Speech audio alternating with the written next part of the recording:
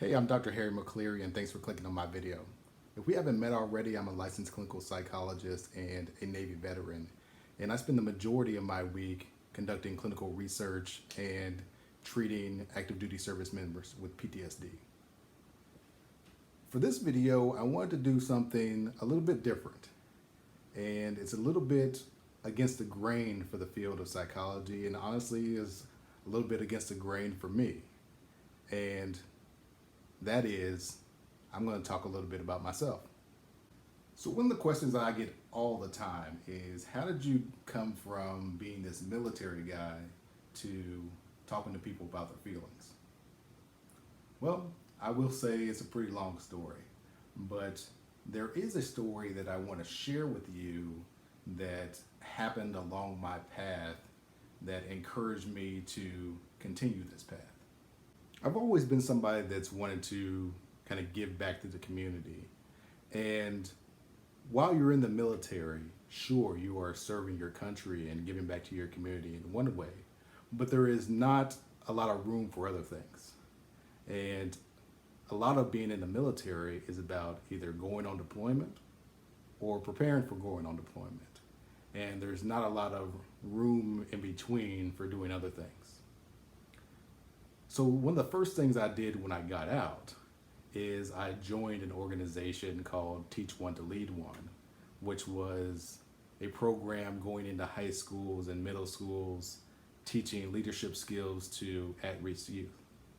This program was actually one of my first stops transitioning from being in the military to civilian life, which a lot of us know can be a difficult transition.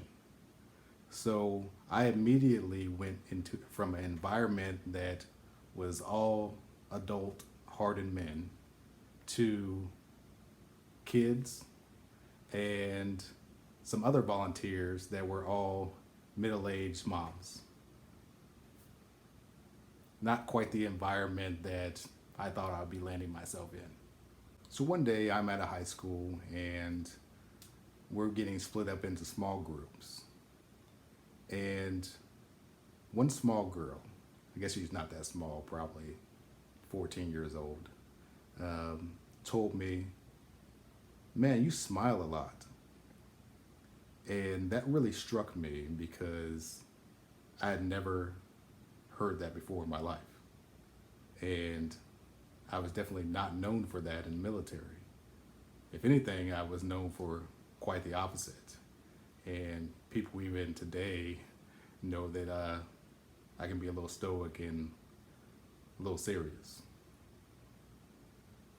But that struck me, and it took a while for me to actually realize why it struck me. And it wasn't just because I had never heard that before. It was deeper than that. It was, I realized when I was doing that work, I was enjoying what I was actually doing. I was enjoying being able to give back. And dare I say, I was actually happy. It took me a while to actually recognize that I was happy doing that work.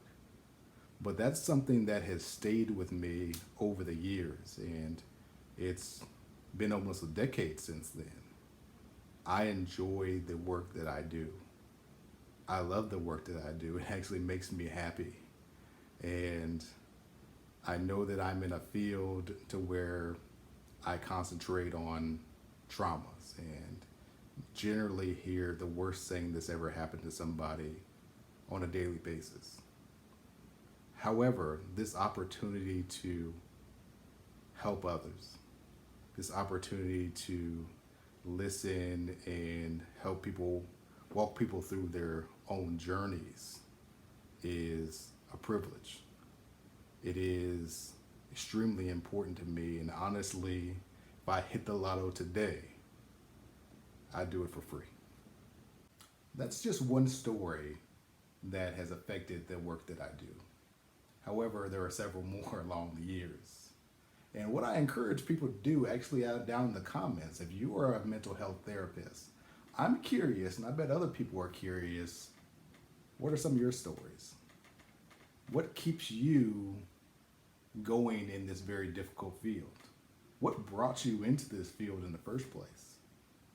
I know that talking about ourselves as mental health professionals is often not done and often minimized. And that's for some very good reasons.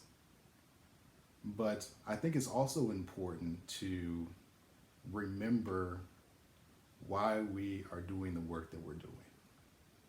And I know that a lot of people out there have some great stories. Something to think about.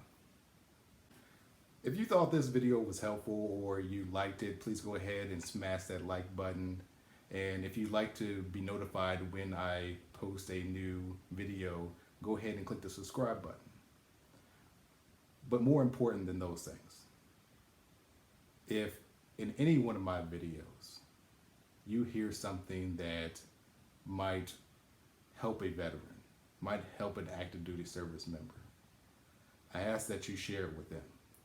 Because at the end of the day, that's what all of these videos are about. One veteran trying to help another.